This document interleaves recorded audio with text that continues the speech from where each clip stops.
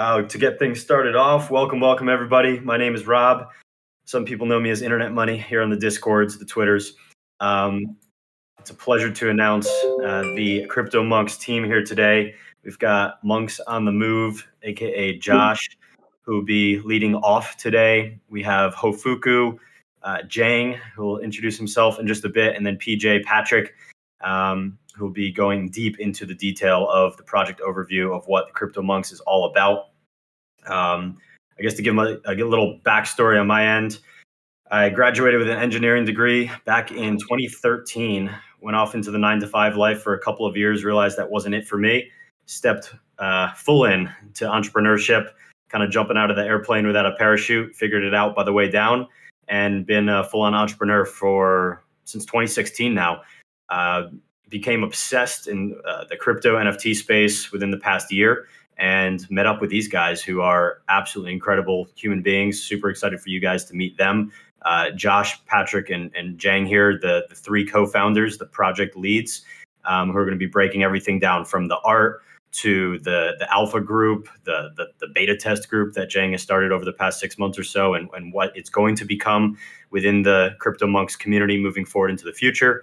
And then Patrick, our developer and all around just everything wizard genius, who's going to dive deep into the project overview. So with that all said, I have a note or two to read before I pass things off to Josh, because I know there's going to be a lot of those common questions, right?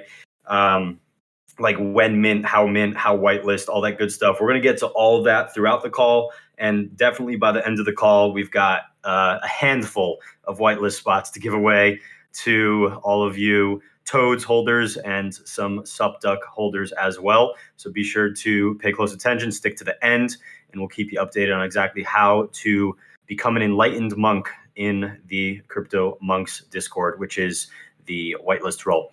So with that said, guys, I think without going into any further details, Josh, why don't I pass it over to you, man?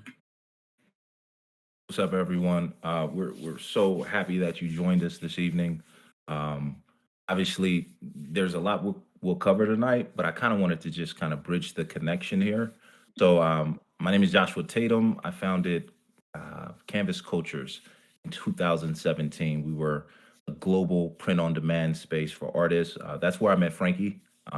Frankie was actually my first artist with Canvas Cultures. So we go way back. So far, it's been 4 or 5 years now, but I can recall the first time I met Frank. He was emailing our support like, "Hey, I need to work with you guys. I need to get my stuff on Canvas Cultures," right? And the first time, didn't know who he was, and I ignored him. By the second time he reached out, I got on the phone with him and I said, "Frank, nice to meet you, man. I love your stuff." At the time, it was pretty early in the Canvas prints on social media, right? This is during the time when there wasn't a whole lot of content around physical Canvas. So Frankie, being the pioneer that he is, when he reached out, he saw the opportunity to help continue to grow what we had already created. And again, he was the first artist. So make a long story short, man, Frankie came into our business and truly helped transform it, helped to bring it to what it is. Over the last 5 years, we've been able to amass over 35 million in generated sales. I've worked with over 1,000 artists. But again, those early beginnings included, your founder, Frankie Nines. Around the second year that he was with us, he decided to pursue the business of blockchain full time. So we just kind of had that conversation, and we worked really, really closely together in designing for a particular audience, right? Biggest thing with my business, I sold the company in November of last year, and this thing all comes full circle because he left $5,000 a month royalty to pursue the business of blockchain. He said, "Josh, I love everything that we've been able to create, but I'm out. Gotta go." And I'm like, "Bro, what are you doing?" He's like, "Yo, I'm going to London. I got an opportunity. I'm going to work with a few companies and building their UI, UX. So, you can keep the royalty. Matter of fact, we'll figure it out later on. We'll figure things out. But as of right now, I know I'm leaving you guys high and dry, but I think this thing is set up to skyrocket."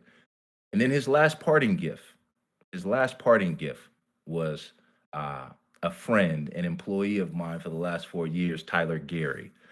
So Tyler has been a part of Campus Cultures, obviously since Frankie left, but again, just the honorable Frankie, his beautiful parting gift in his absence was the great Tyler Gary, who literally managed all of our art operations. He was able to keep everything in terms of ready for print. So SupDucks is family. Frankie, Tyler, these guys have helped me immensely in my businesses, and I couldn't be more thankful to be here with you guys tonight and kind of sharing what we've been able to create the last 4 months in seeking counsel and having, picking Frankie's brain. So really how this whole thing came to be was a conversation in January for me. Um, in January, I sat down with Frankie, and I was actually thinking about moving to Vegas. He was out in Vegas at the time, and I told him, I said, "Yo, look, man, what is it going to take for you to come back, and figure out ways where we can collaborate with one another?" He said, "I can't, bro. I can never see myself, selling physical prints if they're not selling for over 30,000." And I'm like, "Okay, well, Frankie's on another level now. Okay, great. Well, going to start doing NFTs." And this is what he said. At the time, I had no idea about NFTs. He's like, "Look, man, guys are buying my stuff for their worth now. I can't sacrifice that. I can't go below my worth." I totally respected that. I couldn't imagine people buying digital prints at the time, but digital art at the time without it being assigned to any physical element. But slowly, being in this art world, I was able to see artists transition, and really talented artists that maybe not had been as successful as Frankie or some of the other artists that I've worked with, but they had a solid build. They had a great foundation. They were able to communicate, their visuals. They were able to get people to buy into them. And I slowly started to see the trickle in this community aspect of NFTs. And from August on, obviously I've known my partners Matthew and Patrick for the last 5 years as well. Patrick was also the first person to introduce me to what the applications that Ethereum would allow. I met Patrick on Facebook. Patrick was, obviously a high frequency trader. He at the time was the chief technology officer for Speaker, which was the largest influencer platform in the country, bigger than Cambridge. The big scandal with Cambridge. These guys had so much data, it was crazy. He was managing over 20 developers, and the whole relationship came from just a place of value. He was giving immense value in how he was able to find the most profitable wallets, the most high performing traders on Ethereum. He mapped the entirety of the blockchain and was able to pinpoint, these whales. And so for me, I'm like, hey, just as an entrepreneur, I'm trying to figure out a way to continue to enlarge my portfolio and grow my wealth. And I met up with him, within that week of seeing that post, and he really just kind of opened my eyes to a whole new world of, cryptocurrencies, of blockchain applications, of, what a decentralized finance world looked like. And from there, man, I've been in it since 2018.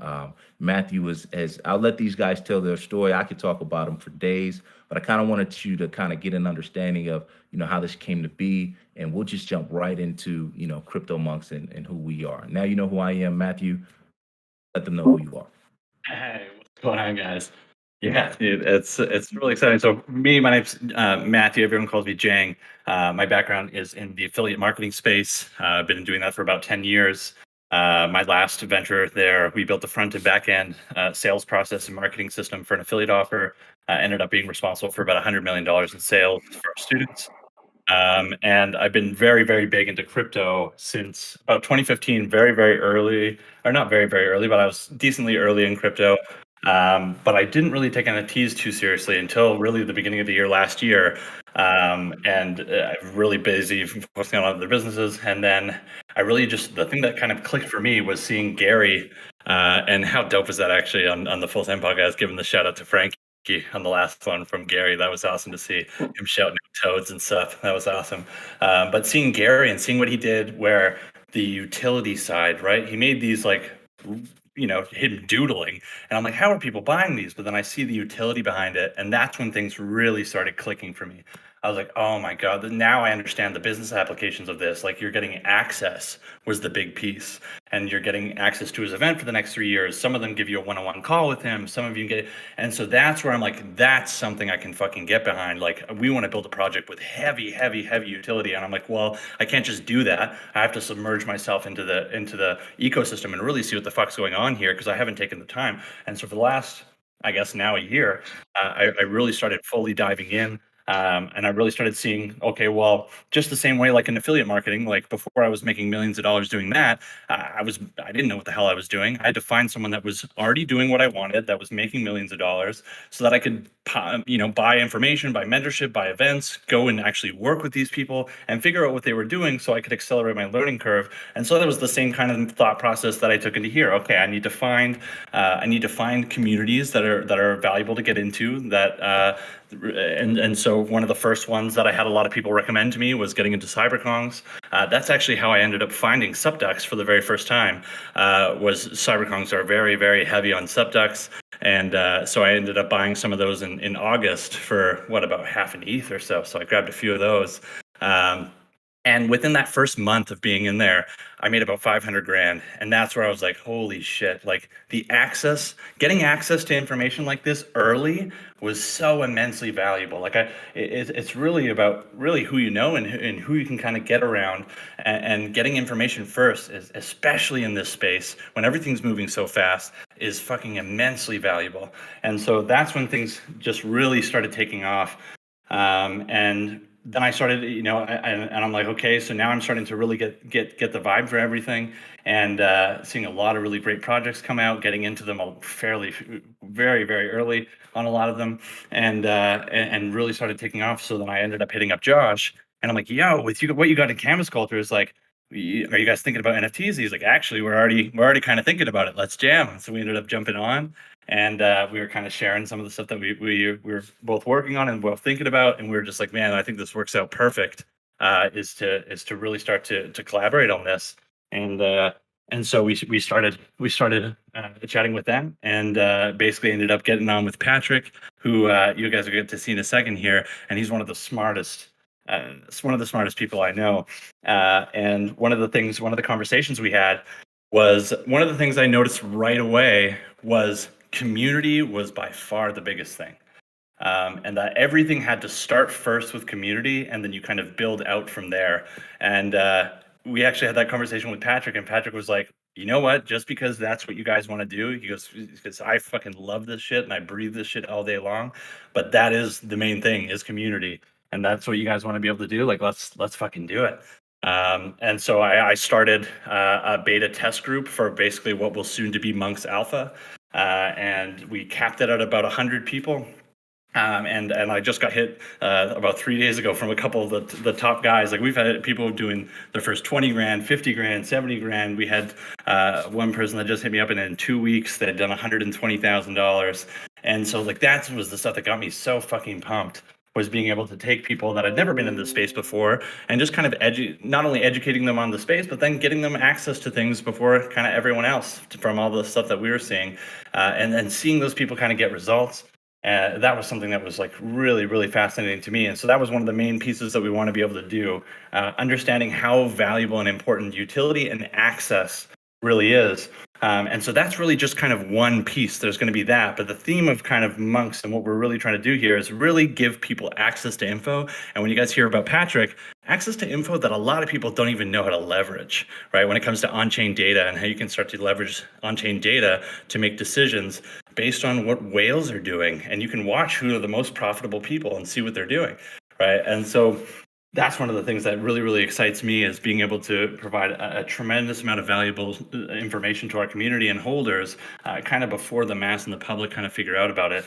And so, yeah, the next dude we want to kind of bring out here is Patrick, and he's probably one of the smartest dudes I've met. He's a world leader when it comes to on-chain data, when it comes to blockchain. When you guys hear this guy talk, It is absolutely insane, the stuff that he's able to do and the stuff that he's done. And yeah, really looking forward for you guys to see for him. But Patrick, you there, brother? Yeah, I'm here, guys. Thank you very much for hyping it up. And I don't know what to say about the great words it did to say about me. Honestly, I just love doing this stuff.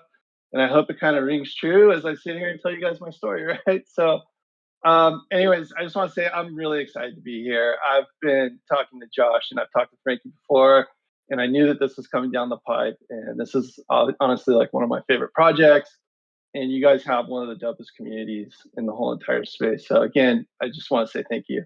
But let me tell you a little bit about myself. So I started off about 15 years ago as an engineer in finance, right? I was actually in the mortgage industry and then worked my way through teaching myself how to write code, and then got into kind of more of the CTO role. And around 2014, I was hired to take over the position of CTO at a company called Speaker out of Hollywood, which was the world's largest social influencer marketplace, but we were also probably the largest social influencer and social media aggregator. I was downloading about 300 million profiles a day, which is quite a large number of people's profiles to be downloading. And then the amount of work that went into actually parsing all that data was used by brands like Time Inc., Condé Nast, CAA, Creative Artists Agency, to basically map how influence traveled throughout social networks so that we could match influencers with brands. It's actually pretty simple when you think about the idea behind it, but you find the most influential people, you see how well they do, and then you can kind of tweak those numbers by using other influencers and kind of managing the audience. So anyways, a large part of what I used to do was around what we call social graphs, right? And that's how social networks are basically mapped out. So we used to use social graphs or graphing databases to basically map out all the relationships between people. And when you're doing that with over 1 billion people that you have in your database, it becomes quite a big data operation. So this is something that me and my team kind of perfected over a couple of years. But one of the great things about Speaker was we were the fastest growing marketing company in 2015 in the North America. And we had 250,000 of the most influential people that we used. So it was a great company. It was a great experience. But my heart fell back into utilizing what I had learned basically from social networks and applying it to blockchains. And one of the things that I always tell people, especially when they come on and talk to us, is that blockchains are actually social networks. A lot of people don't understand it when I say it for the first time, but hear me out. Basically, you only transact and interact with people or products that you have some kind of relationship with. So what that means is, since everything on Ethereum is transparent, you can basically see every transaction. You can also map them out in a giant graph database. So one of the things that I did really, really early on was I basically started taking the Ethereum virtual machines and just taking everything that was coming out of them and applying it to a graph database. And this actually showed me where the value was flowing, right? So I could see, value leaving an exchange, or I could see value leaving an ICO contract. So one of the early heuristics that I thought of and that I kind of came up with was looking at all the early ICO wallets from 2017. And then starting with the very, very early transactions, I was looking for the people that were depositing funds into ICOs before anybody else, because I knew that that was going to show me who the team members were and who the investors were. So what I started doing was basically mapping all of the wallets that participated in ICOs. And I'm not even kidding you, it paints a beautiful map of what the landscape looks like. So I'm going to drop a picture in the link real quick. You can actually see what a map looks like of an ICO going off. And as you can see, I have these red boxes around these wallets that are basically the ones that are purchasing tokens and then arbing the price on the exchanges. So I started doing this stuff and getting a lot of notoriety for it because nobody else was doing this. So I started working with high frequency trading funds out of Chicago. I was flown out to Chicago, and companies like, I'm sure you guys have heard of BitMEX, which is one of the largest crypto exchanges in the world, but also, Acuna, Capital Markets Trading, there's a bunch of other smaller hedge funds and high frequency trading firms that we work with every single day to basically provide this type of information to everyone. So one of the things that's really interesting is, now we're able to personify and basically map out the entire chain for these really, really large funds. The next thing was actually going through and trying to understand, how the flow of value was related to what people were buying and what people were selling. And the idea here being that I could find the people that were the best at what they did, right? If you were an arbitrage trader, if you were an ICO trader, an NFT trader, it didn't matter. We had all the information we needed to basically plot out where you were, and we were so good at what we did. It actually led to us being the first and featured speaker for blockchain analytics at the 2018 World Economic Forum, which is great. I mean, these are people who, again, I come from finance and a little bit of engineering myself. So to have my work actually shown at the World Economic Forum, the stuff that we were doing was great. I mean, I think it's a huge achievement too. So anyways, one of the things that we're doing here is Crypto Monkz. And Crypto Monkz is basically, I'll get into a little bit of detail here, maybe a little too technical, but I hope I don't go over too many people's heads. But you guys are in the NFT space. You guys are all familiar with ERC 721s. And so what we've done is we've actually gamified what would basically be like managing a DAO, right? So CryptoMonkz is an ERC 1155 contract, which is the multi-token standard. It allows us to actually make ERC 20, ERC 721, and even or what we would call mixed fungible tokens, right? They're semi-fungible tokens. So with this, we've basically given each of our CryptoMonks access to the Monkz battle contract called Ascension.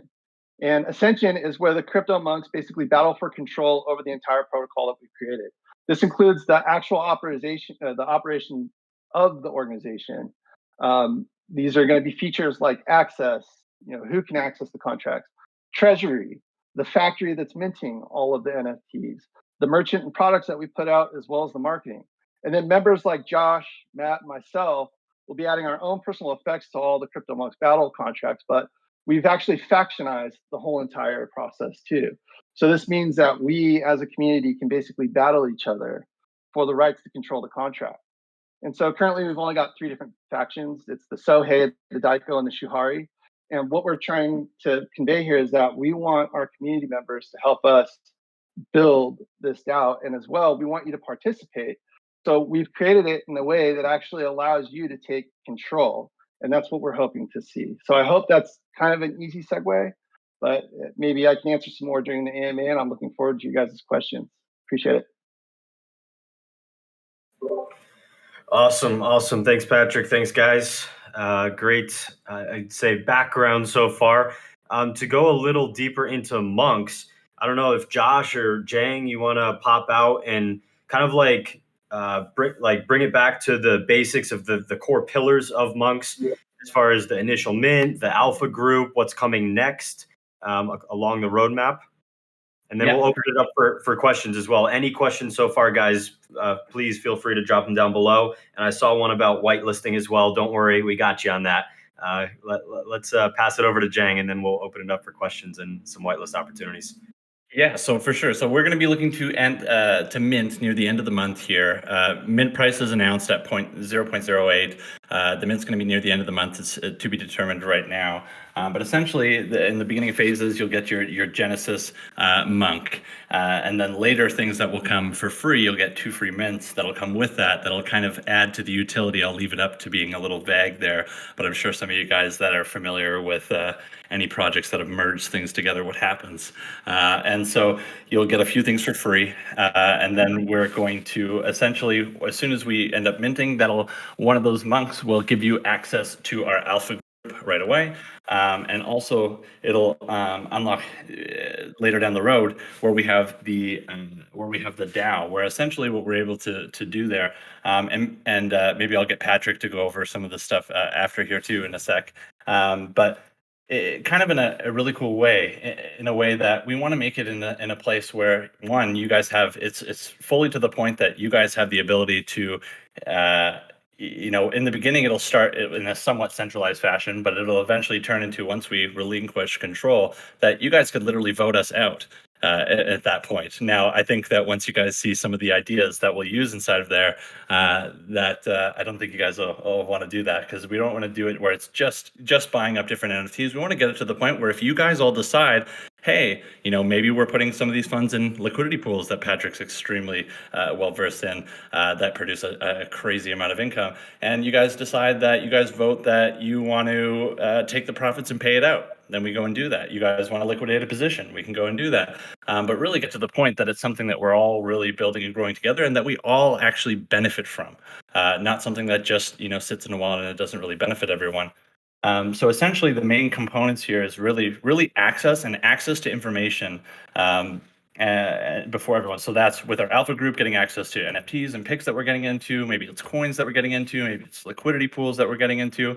And then with Patrick leveraging on-chain data, maybe do you want to kind of go into how we can kind of use that and some of the tools that you can do with that? Yeah, definitely. So on-chain data is great. And if you guys have been around in crypto since 2017, you probably remember how ICOs used to work, right? Basically what happens is, like I was saying earlier, people will move ETH off of an exchange into a cold wallet.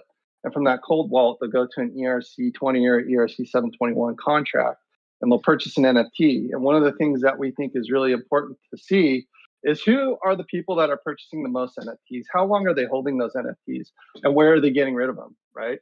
Because the idea here is if we can see every transaction and we know who the people are that are making the most money, right? Why wouldn't we want to follow them, or maybe indices, what they're doing, right? We can actually create indexes off of top performers. And then that gives you kind of this moving average of where most of the market makers are in the market and what they're doing today. There's always a quote that I would say when I was on the floors trading with people. They would always ask me, like, why do you guys share this information? Why don't you just trade on it? And there's actually a really good answer to this, which is, if I could tell you what the best traders are buying and selling right now, you're probably going to go and buy and sell the same things that they are, and they're probably going to follow everything that they do, right? Imagine if I took that information, I basically gave it to 1 million people. All of a sudden, the reaction of the market is going to be 100 or 1,000 or 100,000 times greater than it would have been if I would have just kept my mouth shut. And that's actually a term coined by George Soros called reflexivity. These markets are basically self-fulfilling prophecies, right? So think about it like this, right? I can tell you what the people who are making the most money are buying and selling right now, right? How much would you pay me to know before those 1 million people found out, right? Probably a lot, because you know that time is money, right? Especially in this space, information and the rate at which you receive information can make or break just about any kind of margin that you're trying to make. So time and information and the speed at which you receive both those are basically the description of what high frequency trading is, right? And even though there's no such thing as high frequency trading on a blockchain, there is the way that you can receive information, right? Because information that sits in the mempool or information that hasn't rendered to a block yet, it still has not reached its finality, right? It's not true until it's been put on chain and it's actually rendered to a block. And even with some crazy scenarios, there are reorganizations in the blockchain. But the information that you should be receiving should be valuable, and it should come to you timely, right? That's the idea. So what we do is we typically, if you're talking from a trading perspective, though, we would develop heuristics with the group that help us identify who these top performers are. And then off of that, we would basically create indexes. And those indexes are actually a pretty simple way to get a binary buy or sell kind of signal, even though I don't think I'll be doing any of the buying or selling for you guys or anybody that is following the information. It is used, and I do use this stuff every single day to basically make decisions. So again, it's not just about having the information, it's about how quick you can react to the information that you get, right? So that's a big part of it.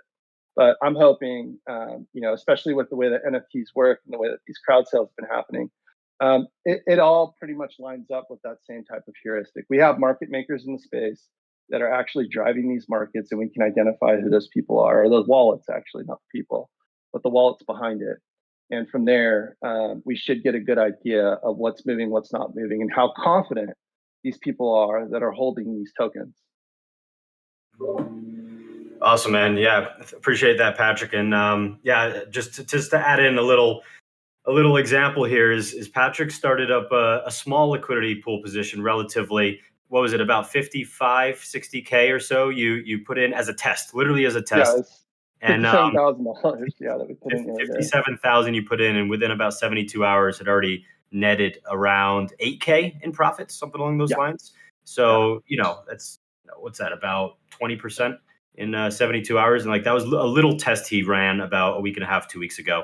I don't know if you have a screenshot of that, but that's the kind of stuff that Patrick is envisioning. We're all envisioning bringing to the Monkz community, not just obviously the typical alpha or the high quality alpha, right? I could swear that your success in this space, in the NFT space, is directly related to, number one, the amount of time you spend in front of the screen, right? But also the amount of information and the proximity to the source of that information you get, right? So Patrick picked up a call and he said, you know what, this looks like a great liquidity position. Let me toss in 57K. Within 3 days, he made 10K off of that, right? A little better than stablecoin staking, I would say. Potentially a little riskier, but I mean, of course, in everything we do, there's a bit of risk. So that's some of the stuff that I'm excited for Patrick to bring to the Crypto Monkz community for sure. Post mint, or even dripping in a little before mint. But with that said, I'd love to hear, because I see the guys are posting a bunch of the art for the Monkz.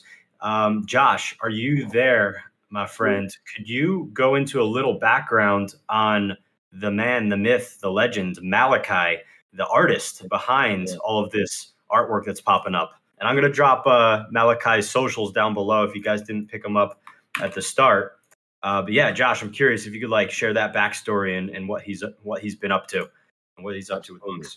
Absolutely. So yeah, I mean, as you guys know, Frankie was the first artist with Canvas, and what it did with his departure, it really made me speed up our timetable in onboarding new artists, getting artists. I mean, because the biggest thing, man, and what I love about this space is that artists can now eat, creators can now support themselves, right? Guys can get their worth, right? And we can buy into their projects. We can make decisions. We can help get them to new heights, obviously with helping ourselves as well. Speaking of which, man, it needs to be said that we want to build with you guys, right? You know, we love the SupDucks community. We want to continue to raise the floor. We want our projects to be aligned in a way that, you know, it's beneficial for the both of us and you helping us. But to get back on track in terms of you know, how we went about selecting the artists for Crypto Monkz, to make sure that one, we could brand the shit out of it. That it would, you know, if all else fails, the art looks cool, right? If all else fails, you know, we can have dope PFPs, but all will not fail because, you know, we're fully focused and 100% dedicated to the success of this project. So Malachi, it has been the #1 grossing artist the last 2 years with Canvas Cultures. He's done over $1 million in physical sales, a little over 1.2 million in physical sales. He has over 180,000 people following him. He gets an incredible engagement. Not only that, but ESPN, SportsCenter, Complex Magazine, GQ, they've all commissioned him to do pieces for editorials as well as social media. But I think one of the more exciting things has been Snoop Dogg's recent album cover, I Want to Thank Me, right? That was a Malachi commission. And it really showed, you know, his level of not only detail, but the kid's young. When I met him, he was 17 years old. And what he's been able to do in his young life, he's, you know, he graduated with a 4.2 GPA, got accepted into UCLA during the pandemic, had to continue to create and support himself, paying half of his tuition with the earnings from Canvas and his own site. So it was truly a pleasure to bring him into this project. He's currently studying right now, but you know, obviously, he's here in spirit. And I just wanted to share, you know, how this came to be. He spent countless hours working on this art, you know, going through different NFT projects and, you know, seeing, you know, what was a not necessarily a market mover, but something that captivated people's attention, right? It's a different style. You know, let us know if you like it, man. We obviously take a lot of pride in Crypto Monkz, and we hope that you guys have a great experience with the art as well. So yeah, that's how the art came to be with Malachi Wright. Love it, and everyone's loving the art here. And this kid is extremely talented and a very, very just smart kid. Super smart, yeah. Love it. And so why don't we go and we'll get to some questions here, but what we'll do here, and I'll just kind of explain a little bit of our process, because in the way to get whitelist with Monkz, it wasn't your typical whitelist, and we're actually doing it's fully going to be all whitelisted. And essentially, we did kind of like an ARG, if you guys are familiar with like Neo Tokyo or Sin City or a lot of these other ones, where it's essentially like a gamified whitelist process. And so people aren't actually able to get in and just get whitelisted. People had to actually like earn this through solving riddles with what we call temples. Rob, our Internet Money, he was actually our game maker for creating these riddles and temples. And so we've had 5 so far. There's going to be 3 more of these. And so essentially pretty much everyone had to go through this process. The only way around that was actually through groups like this. And just so you guys know, SupDucks has the highest allocation that we've given out to anyone, to any other group, by like 4x. Because any other big group, we've only done about 100. So to have 400 is 4 times the amount that we're doing really anywhere else. And so the bigger allocation of those is going to, based on your community and what I guess how you guys do things, is 300 of those are going to Megatoad holders, and 100 of those we were able to get for SupDucks holders. Maybe Rob or Chindra, do you guys want to go through the process of that, and then we can jump into some questions here? Yeah, Chindra, go for it, bro. I'm going to kind of annotate your step-by-step process to get whitelisted for all SupDucks and Toads holders. Go for it, bro. Sure. All right. So, hey everybody, Chincher here. One of the 2 mod / community managers / admin / temple guard / whatever I can do to make people happy in the community guy. So what we're going to do for you guys, the first, we've set up Collabland verification for Megatoads holders as well as SupDucks holders. And the first couple hundred people, so we have 100 for SupDucks, 300 for Megatoads. So the first people to go into our server, verify their ownership, and then go to your individual channels for verification. It's under Friends of Monkz. You'll see it after you verify. There's a dyno form there. You fill that form out. Like I said, the first 300 Megatoads and the first 100 SupDucks will then go fill out that dyno form, and they will become enlightened. Awesome. Thanks, man. Yeah, Jang, thanks for posting that up. All of the bots, the sup bots are destroying. They're rugging us. They're rugging our Discord links. All right. So yeah, you guys heard it from Chinter. I'll type that out. If anyone, we're all in the sup chat, by the way, if you guys are just listening in. So there's a link to join this, the Crypto Monkz Discord there. But yeah, head on over there, and we'll repeat that whole thing by the end of this as well. But at this point, guys, are we good to open up to Q&A? Ask the team everything. Go for it, Josh. DJ, I think it'd be great if we discuss this gamified portion of our project, with our feudalistic DAO, as well as the factions. Yeah, I can go into a little bit more detail. Again, there is a problem that occurs in most decentralized autonomous organizations, or DAOs, right? And that is what they call the tragedy of the commons and the anti-commons, right? You have people that basically sit around and try to get a free ride from all the people that are doing the hard work. And then the anti-commons is actually people that are doing all the hard work, don't want to share what they do with anybody else, right? So this is a very typical problem. And it's kind of funny because we're trying to figure out how can you solve this problem, right? A lot of DAOs reach a certain maximum and then they just kind of plateau and they don't get any larger because what happens is the community feels like there's really nothing that they can do to affect the voting in the DAO, first of all, right? Voting is usually commonly, most of the time, really still resides in the hands of the people that created it. You see this with a lot of the large financial DAOs especially, right? Because the volatility in the market, the volatility in people's feelings typically causes problems. Another thing is that DAOs are extremely slow to react, right? So they will always have some sort of administration that manages the DAO behind the scenes that just kind of obeys what the community wants. But for the most part, that's why they sell their ERC20 tokens and say, hey, it's part of our voting protocol. But most of the time, the team ends up holding like 60% of the tokens anyway, so it doesn't matter what you do, right? And we wanted to kind of kill that narrative. And there's a lot of crazy things that are kind of happening in the world too that make this very easy for us to do, or not easy necessarily, but makes it all possible, right? So a feudalistic DAO, what does that mean, right? Well, during the voting process of Ascension, that's what we call it. The contract is actually called Ascension, that manages our voting, and it manages basically the way that the DAO is managed. That is a feudalistic process. We want people to be engaged, and we want our community to participate. So what we did was we basically made it a battleground, right? And it's a battleground to basically get your players or your people that are in your faction elected to the top.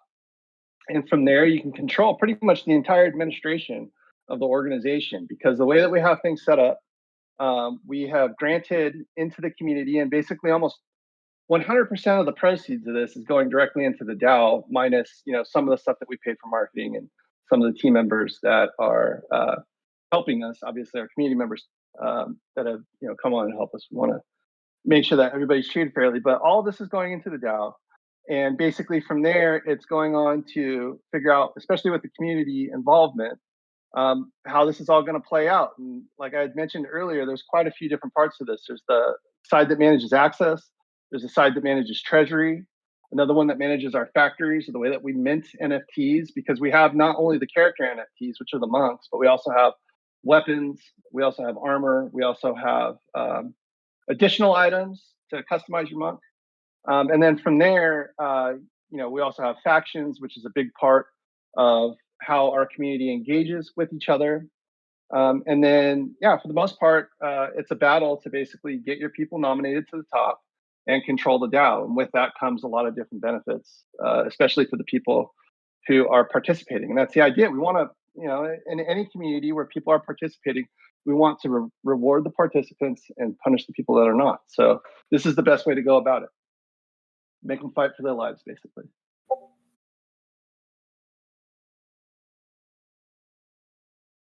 And sorry, that's pretty much it. But nice. Yeah. So it is. That's why we call it a feudalistic process. Awesome. All right. I was just kind of interacting in the chat there and making sure everyone's having a good time over in the Monkz Discord after they've collab landed. Guys, Patrick, Jang, Josh, any other final bits to the puzzle before we go into questions? I think we can roll right in and see what they want. Go into some questions. Awesome, good stuff. Well, first off, guys, I posted a little step-by-step guide to head over to the Monkz Discord, get whitelisted. Again, we can't post the link here, so just piece that thing together, and you should be good to go. But yeah, drop any questions you have below, whether it's more specific for individual team members or general project questions. I'll be more than happy to answer them up until there are no questions left. Let's see if we missed anything. Let me scroll up here. I saw a couple questions about rarity and are they one of one? Yes, they are one of one. But we will have the. Oh, sorry. So yeah, some of them are, right? Yes.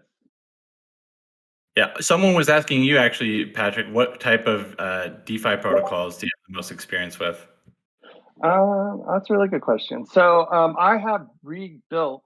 I don't want to say I built from the ground up, but basically I launch versions of Uniswap for companies all the time. I mean, that's one of the first things that I showed these guys. Like, look, I'm very familiar with decentralized exchanges. I've been working on decentralized exchanges since the early days of 0x and DYDX.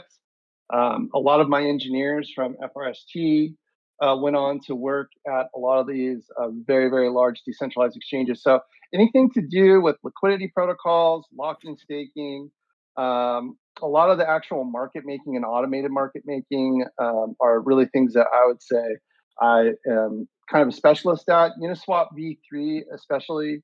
I've done a lot of work in the Uniswap v3 space as far as data-wise and implementation, making special implementations for smart contracts so that people can share liquidity positions with each other. That's another big part of stuff that I've worked on. But mostly what it comes down to, and for decentralized protocols, pretty much everything. There was a point in 2019 where I had every single contract, every single wallet, every single transaction mapped out, tagged, and identified with probably 15 to 150 different heuristics tagged on pretty much every wallet Ethereum. And so with that, an interesting little thing that I get asked all the time again, it's like, what kind of stuff do you see happening? And our former CEO that I had working on that project was actually an SEC expert witness. And here's what we found out, right? We found traders that were so good at trading, and they were so timely in the way that they moved into the market and out of the market that you can only explain it with insider trading. They had information that nobody else had access to. And so when we found this stuff, our CEO went and talked to the SEC and asked them, like, yo, if we can identify insider trading, does that mean because it's public information that we can or cannot trade on it? And basically what they came back with said was like, look, the fact that somebody's inside trading and you can see it, it's amazing, but it's also, you know, really bad. We want to find these people. But the fact of the matter is the information is public. You can actually trade on public data all day long. So it's really crazy, some of the stuff that you find out, right? And how this actually works, because, you know, a lot of people, the obscurity of having wallets,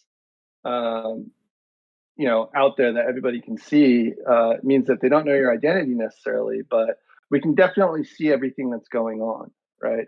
And so this raises a lot of questions about, you know, what the space is going to look like and what this actually means. But yeah, this is, again, as far as DeFi protocols goes, I could share wallets with you right now that are the most performant wallets on all of Ethereum. You know, people that were part of the Genesis Mint that are just making a killing.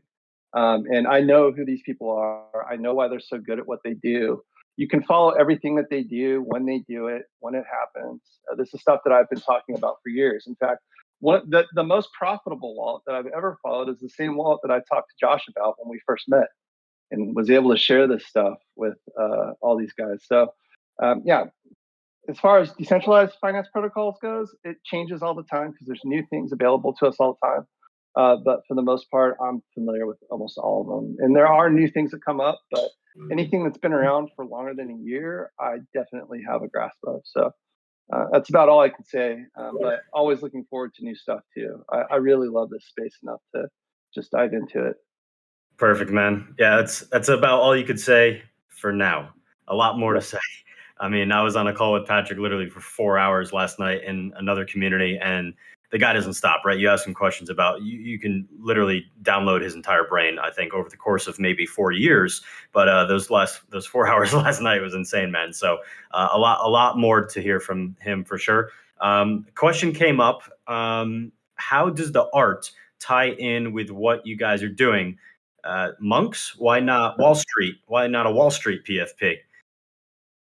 Well, I think that's also one of the things here. It's like what you're seeing right now is when art and technology are colliding, right? And this isn't the first time this has happened in human history either, but this is something where it affects the financial industry, right? So yeah, I guess we could have, but we really like the idea and the philosophy of the monks, right? These guys are very loyal, they're very dedicated, and there's a lot of self-control that goes into the spirit of it. But yeah, we could have, I guess, chosen Wall Street or something like that, but it's just not, it doesn't really mix with what we're trying to do, especially with the artists. Josh, do you want to talk a little bit more about how you guys came to Monkz? I just think visually, you know, I wouldn't want to have a bunch of people in suits trying to, I mean, you know, it's just aesthetics, right? You want things that are engaging. Obviously, a lot of what we're building is aligned with, you know, financial tools and instruments on the blockchain to identify, you know, and get in front of things, right? People, what they're paying for is access. They're not just paying for a cool looking picture. They're paying for access, exclusiveness, pride. So, you know, all of those things went into the decision making and going with Monkz.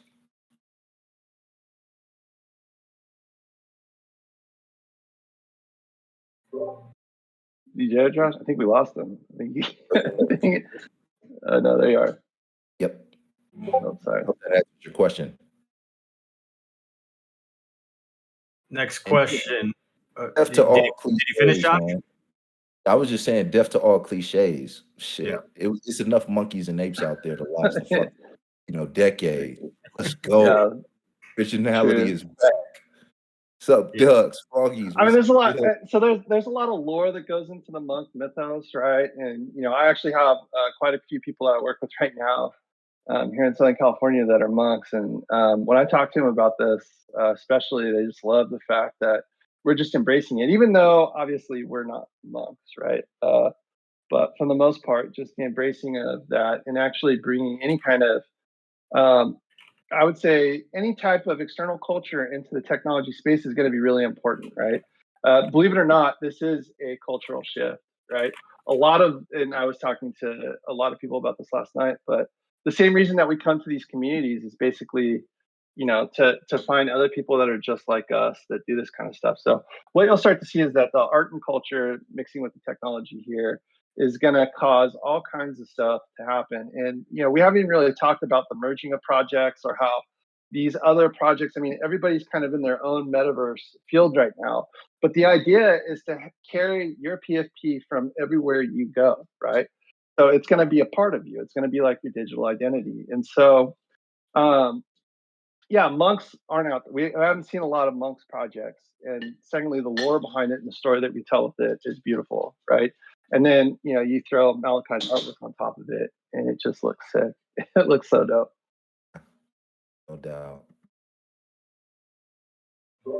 All right, another one came through. Let's see, this one was from earlier on.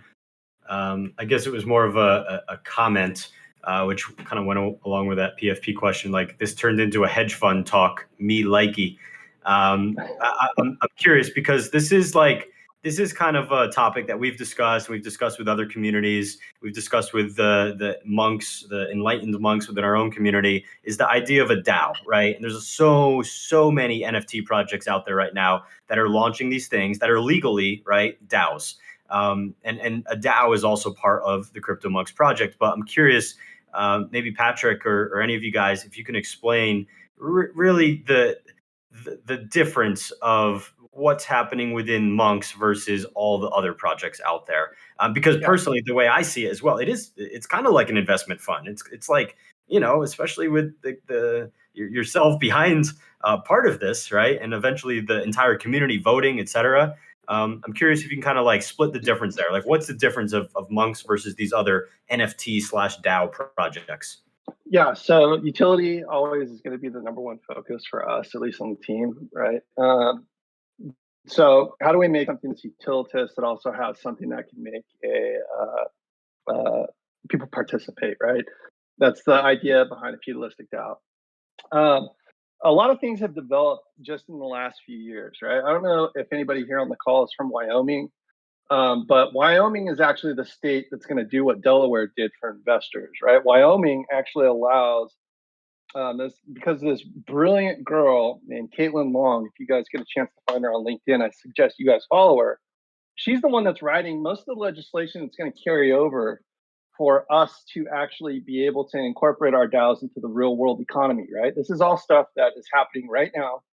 And a lot of this stuff is brand new law that was just signed into place. So in Wyoming, a DAO, a decentralized autonomous organization, can actually own a corporation and establish itself as a legally binding, legally trading business. Here, Wyoming only has 2 escalators. I believe that. Yeah, so what's going to happen is autonomous organizations can now own real corporations, meaning that the board is autonomous, right? The board is the collective, and you have to have some kind of governing contract that allows you to make decisions. And so we call it the chamber. The chamber is basically what we would consider our board of directors, and every single one of the chamber members are elected by the community. Basically, it's a representative democracy because we figured it would be a much quicker process because of how much control we're actually trying to give over. But what we want to see is community members that are better at the things that are happening than we are, right? Like I don't mind people coming on and telling me that I'm good at what I do, but I know people who are much better at the things that I would like to see happen, and I would be basically trying to put those people, in positions where they can make decisions. And I kind of look at it. There's a really beautiful quote that I always say that I heard somewhere. I think it was at a bar somewhere, but I don't remember. But you should never let the path of progress be impeded by your quest of perfection, right? Which means you got to get out of the way, right? You have to put someone who's better at the position in place to manage it. And a lot of times Put me in, coach. Yes, right. That's the kind of mentality that we want, right? And yeah, right. That's what we want to see. And to be honest, I think people hear that beck and call, and they'll come and answer it, right? That's just we're in a day and age where I mean, we're literally talking about rewriting the face of banking and investment and putting it back into the people's hands, right? I still don't think a lot of people understand what that means, right? It means that, you know, uh, a lot of things are going to change, right? And the way that we interact. And, that's why a lot of people take us as being crazy when we talk about NFTs. They're like, oh, they're just JPEGs, right? It's like, no, there's so much more than that, right? So much more.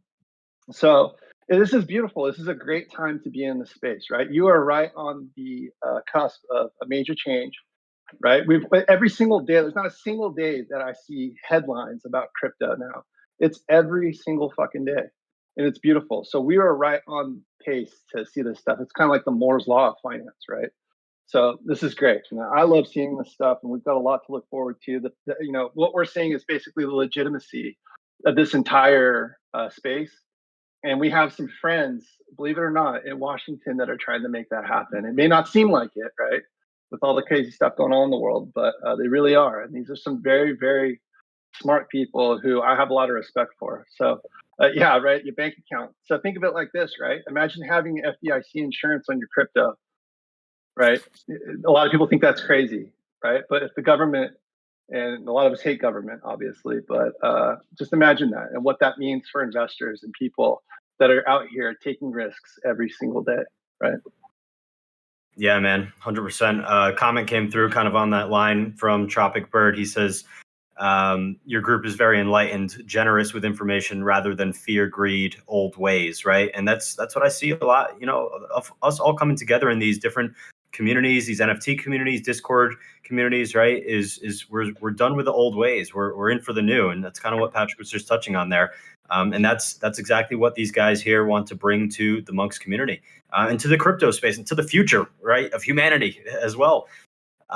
Question came through kind of on the topic of, definitely on the topic of the DAO. Let me find this. Where did it go? From Queso. Queso says, how will profits from the DAO, the Ascension DAO, be distributed? Plans for an ERC20 or what? Did you catch that one already? I didn't. I don't know if we're going to drop too much about IDOs or anything, but I will say that this is a community-led initiative. If you guys are familiar with open or closed style funds, right? I assume that the way the community would want this to run is something where if you wanted to pull the value out of your monk, you got to burn your monk, right? It's something that happens with a lot of DAOs, right? Not saying that that's how we're going to do it, but these are all different ideas that come to play. What I'm really trying to say here is that it's up to you guys. It's not up to us. If you guys, if the community says that it's time to start taking stuff off the top, then we have to. It's not our decision. It's not up to us, right? Would I always encourage you to have time in hands and keep your stuff in? Of course. I think we have years to go in the evolution of the space. But yeah, I mean, it's really up to the community. It's not up to us, right?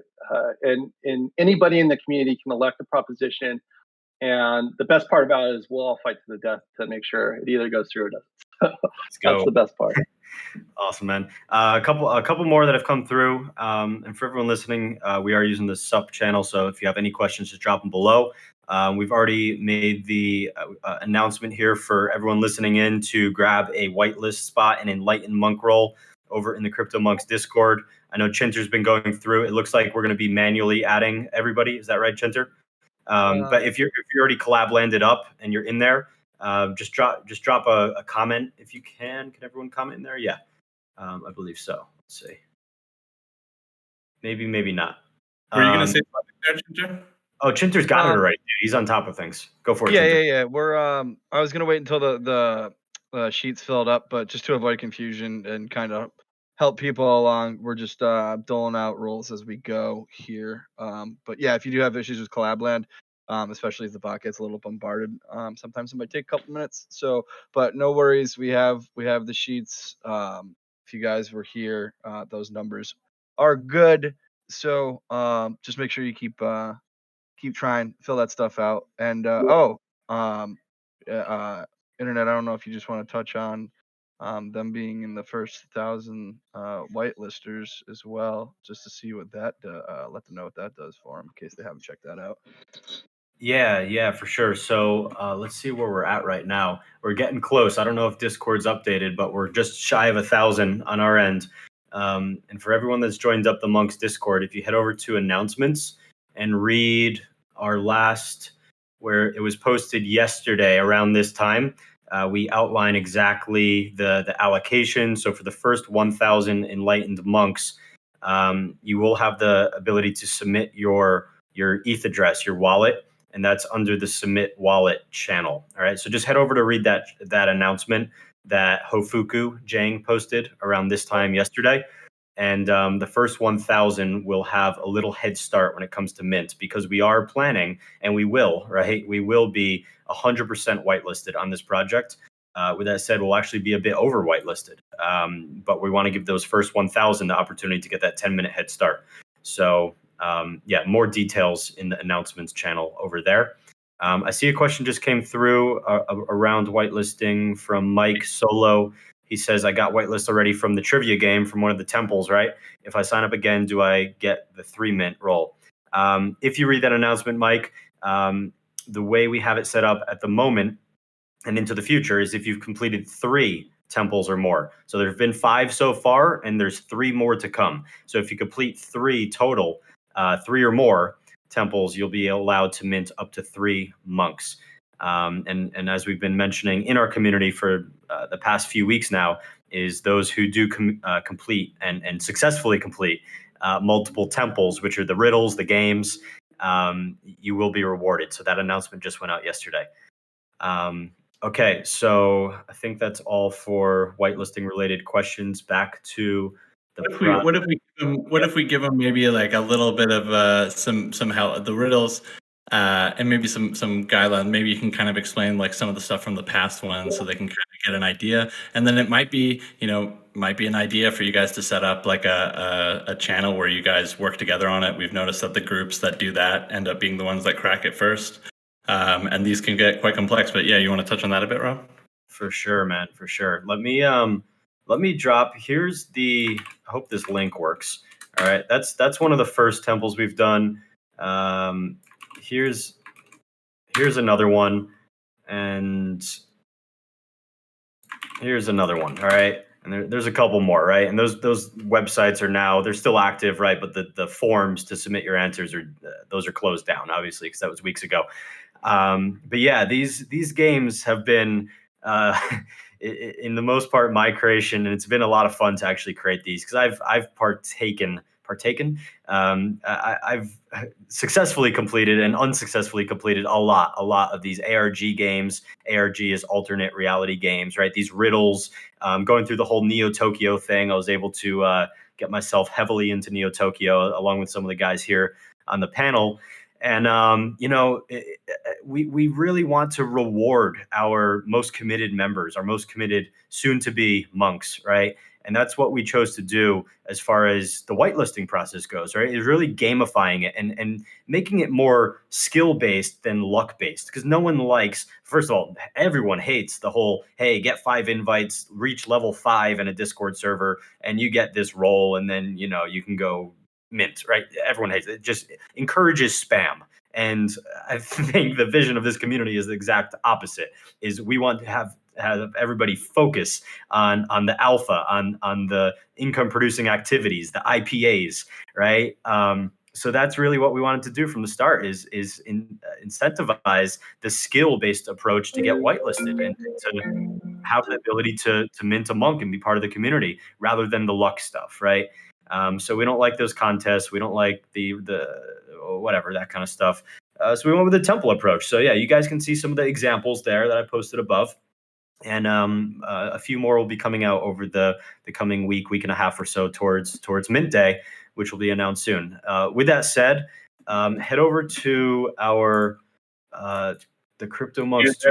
There's one question that popped up. Patrick, are you here? Yeah, I see. I'm Entity's question, right? And I saw it. I just didn't want to interrupt, but I do appreciate it.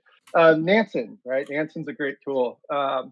believe it or not, what we had was far more superior to what is currently available. I don't think we're going to be doing like a full ETH mapping out. It's not really necessary, right?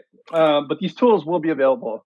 And what I'm really hoping to do is actually take my engineers that I work with every single day and have them start building these kinds of tools, right? Just so you know, the reason why that's important is we don't want to follow basically, it's just like a full chain of data. You don't really have to do that. We're trying to be conservative, right? All we actually really need to do is download all the data from every single one of the contracts that have minted NFTs. It's a really easy way to start, right? If you go to Etherscan, you just look at the contract view, you'll get every transaction for that token type for all tokens that are a part of that contract, right? And from there, it'll give you all the inbound, outbound transactions from every single wallet. And from there, you can basically do all kinds of fundamental analysis, right? You have a list of exchanges, you have a list of known wallets. So I'm sure all of us have influencers whose wallets we've identified or have found in groups. I can name a million of them, right? So what you want to do is you want to start identifying those wallets. And I'm pretty sure one of the first things that's going to be announced is that the community is going to want us to build better tools. It could be anything from being able to flash mint using a pool of funds so that you can get more NFTs in a single swipe. It could be getting data. One of the fun things that I used to do in the past was we took every single smart contract that was ever put on Ethereum because, again, we have all the information. And we would basically hash every single line of Solidity code so that we got a unique identifier for that bit of code for every single line. And then what we did was we mapped out all of the Solidity code lines on a graph, and we could see how many lines of code overlapped each other and which contracts all contain the same kinds of code. So this would be how many contracts have a different mint function name or something like that, right? And what's really interesting about that is, like, I'll give you an example of something that's absolutely fascinating, right? If you can identify a contract that was hacked and you can find out what line of code was hacked, we could then find every contract that had that line of code. So do you understand how important that is, right? And the types of analysis that can be done with the information that's out there, nobody's really doing it, right? So think about this, right? If we can start to develop tools for the NFT community, right? It's all about, like I said earlier, the dissemination of information, right? So why is it important to get this information before everybody else? Because we will be sharing this information with pretty much everybody. And another thing that you need to know about game theory or about the psychology that goes behind this, right? More often than not, and I'm going to say this is actually far more often than not, people share their wins, they do not share their losses. All right. So when you hear people talking about positions they get into, it's because they feel confident that they're going to make money, right? And so when you can supply people with tools that validate those types of positions, or allow people to make better and more informed decisions, then what you'll start to find is a much more well-educated community that's willing to share information a lot more frequently, right? So social currency, it's what we call it, right? So the idea being that you want to know before everybody else. It's the same thing that's been going on for the last 30 years in banking, right? It's the same reason high frequency trading even exists in traditional markets, right? So a huge advantage to that. Perfect. Question came through a couple times, and don't worry, I got you, my friend. How can a regular guy add value to the Monkz community to make it a two-way street if they're able to be part of it? I mean, anybody that owns a Monkz has already provided value to the community, right? And this is a team effort. So that's why we consider it a community, right? Like, we're all trying to take care of each other for sure. Even though we call it a feudalistic DAO, it's actually just a market making part of the DAO, right? People, self-preservation is a huge part of society. So how can you incorporate that actually makes people want to participate? And that was really the idea. It's like, if you don't participate, you're basically a useless character in the entire framework, right? So we tried to make it very, very simple. You can attack each other. You can basically eliminate people from the voting pool. And I don't know if it really gets much easier than that, than just letting people take each other out, but voting in itself is it's a privilege, right? And the people that vote and the people that participate are the ones that are going to keep leveling up in this game, right? In this game, again, you don't have to know how to do the things that we're doing. You can follow what we do. And I hope to train and teach every single person that we talk to about how to do this stuff, right? Because again, we still have a long way to go. So I don't feel bad at all sharing the secrets that we have, right? But again, it just comes down to how quick do you get it? Do you get it before everybody else, or do you get it after everybody else? Which is again, so I read a question on here from SupDucks. So sure, someone is doing it, but it's not the collective like your group, right? Might be doing. The idea is actually to have a group mentality behind it, right?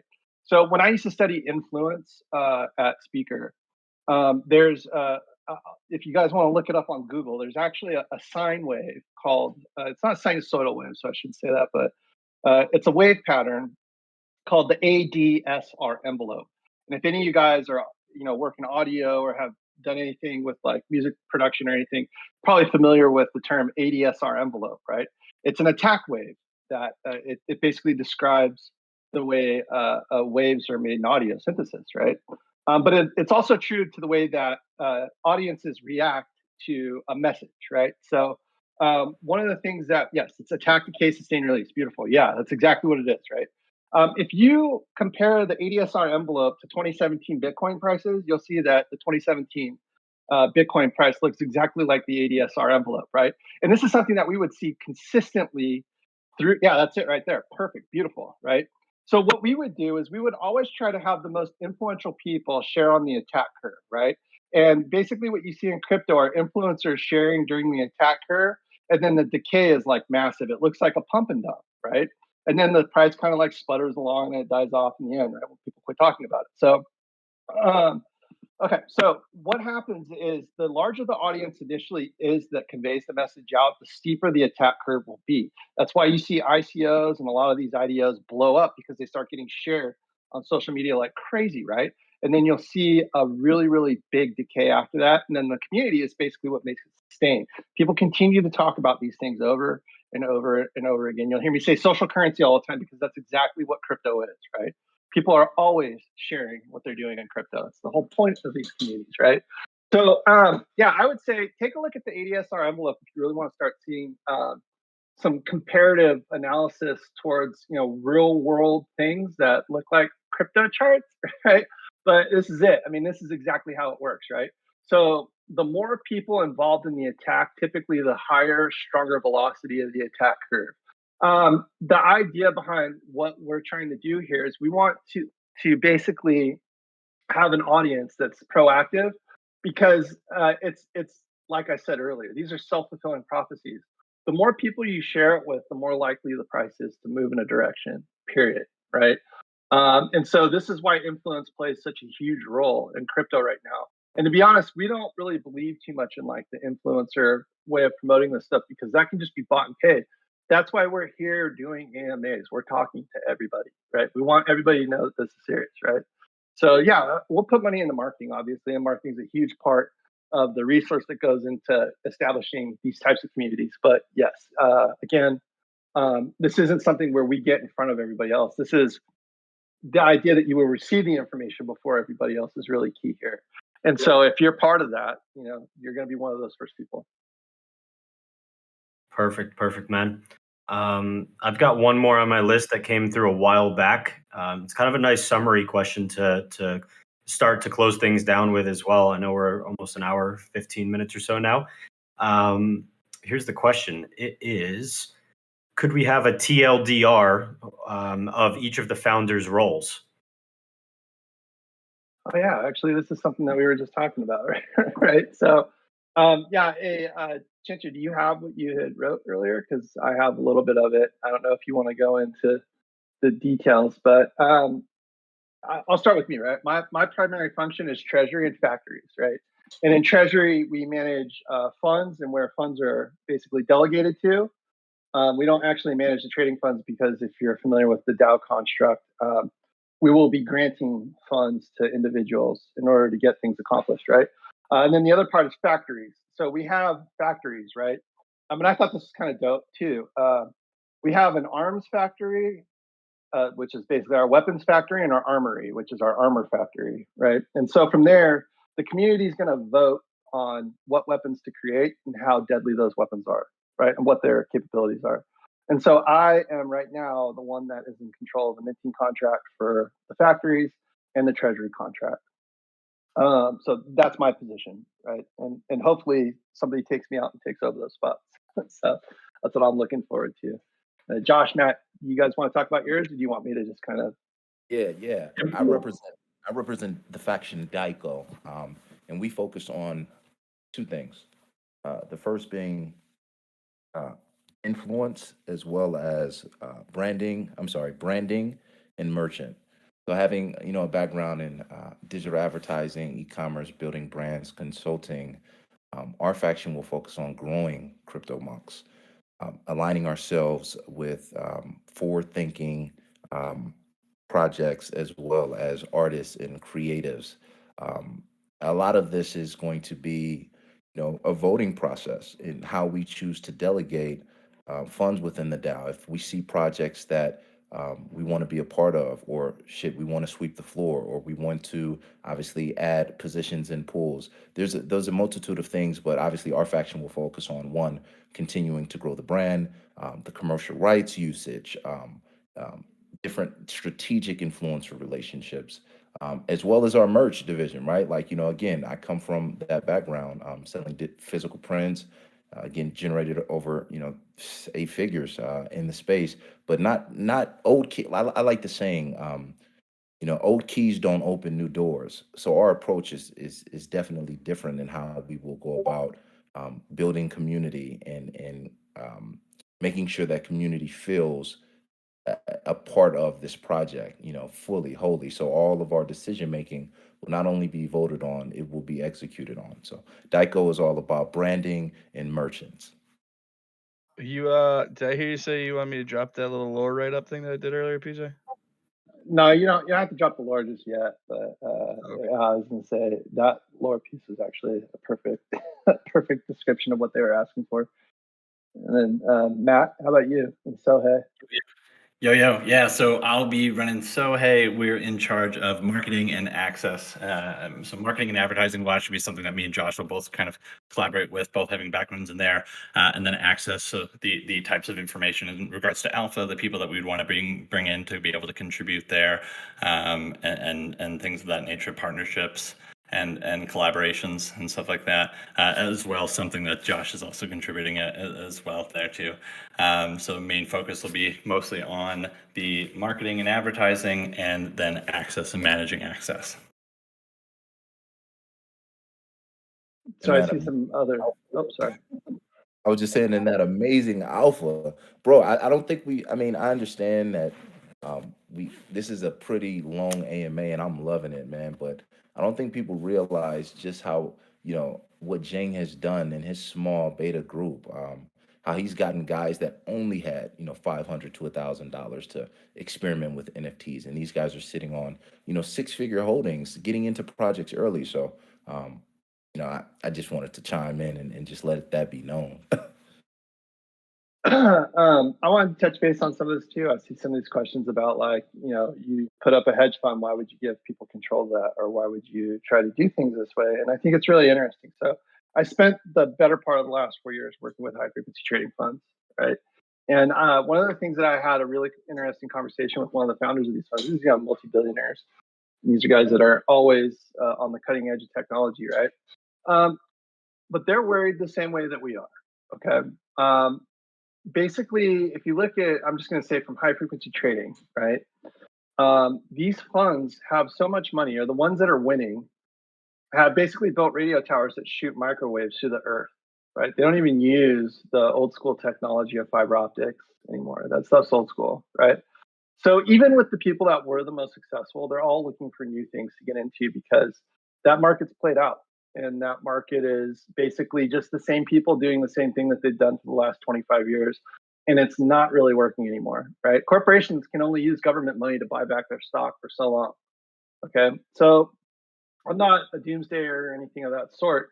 I just think that the fundamentals of how organizations and funds themselves, it's about to change. It's about to rewrite the book, right? And that means that you have to have a dissemination of control, right? You have to allow the community to kind of control more of what's going on. These organizations can get so large nowadays that it's impossible for any one group of people to manage, right? So I think that's what we're going to start to see, right? There's what, 7.5 billion people on Earth now, right? And I don't think that number is going to go down, even with all the crazy shit that's happened in the last few years. So the way that we envision traditional organizations is going to change. It just has to. And the next bound to this is basically decentralized autonomous organizations. There's no other way to put it. I mean, if I would have asked anybody in here 5 years ago, like, do you think you'd be making $1 million a year selling JPEGs? You'd probably tell me to fuck off, right? But this is where we're at, right? And this is what it is. I mean, you can have a Reddit community completely flip the stock and almost crash hedge funds like, subsidiaries of Citadel, right? Which are the big offices there in Chicago. I'm so used to. So I love this stuff. And honestly, the AMC pump, right? And it's not just AMC. I mean, this is basically what crypto is, right? And I'm not saying that crypto is going to continue to be like that, but we will start to see the big players move into the field, and you're going to see that they believe kind of in the same things that we believe in, right? That the growth of the community, the growth of these organizations is key to our financial success. And not just us here in this group, but I mean, everybody on Earth, right? There's a lot of chaos going on right now. So anyways, I don't want to proselytize too much, but I think what you're seeing is the way things are going to go pretty much from here on out. I think everything is changing, and crypto has just opened the gates for people like you and me to do the things that only a very few people ever had access to. It's like lending, for example, right? How many of you guys have mortgages on a house, right? That money comes from the bank, and you pay interest to the bank, but the bank just borrows the money from the government. It doesn't cost them anything to do that.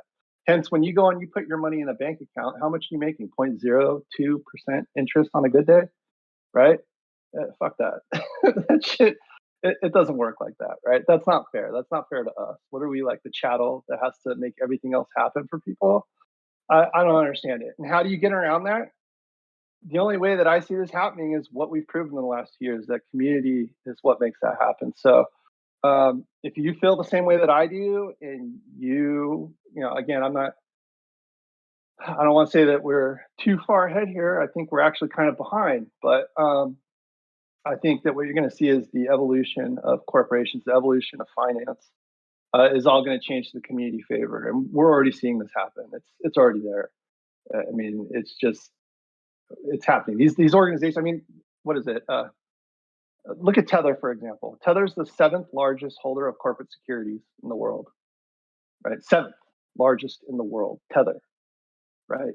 And then whose stock do they own? They own probably a lot of treasuries, but they also own a lot of Binance. They probably own a lot of Bitfinex, right? So I think we're just starting to see this stuff unfold. And to be honest, it would be super fucking gangster if a DAO that was a bunch of monks fighting for control ended up becoming a hedge fund. I think that would be amazing, honestly. I think that's a great story.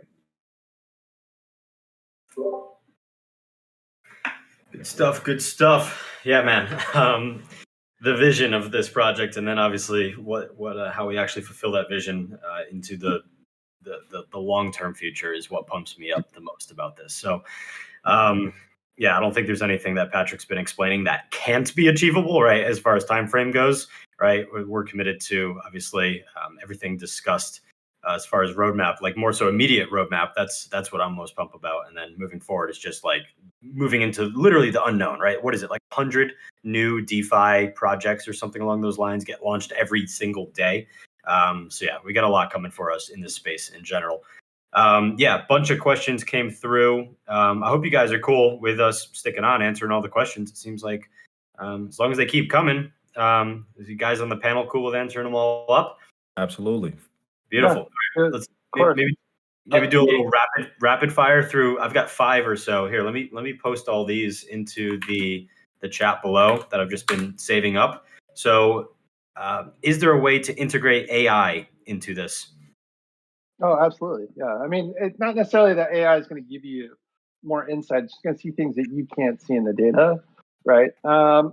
Actually, having AI trade for you, probably not the best idea, but having AI spot things that you wouldn't normally see, absolutely. When you're looking and working with large data sets like 40 billion, 60 billion records, I forget, I forget how many terabytes the blockchain is last time I checked. When you completely decompile ETH and you have all the transactions and pricing for tokens and stuff spread out, it's actually a very large data set.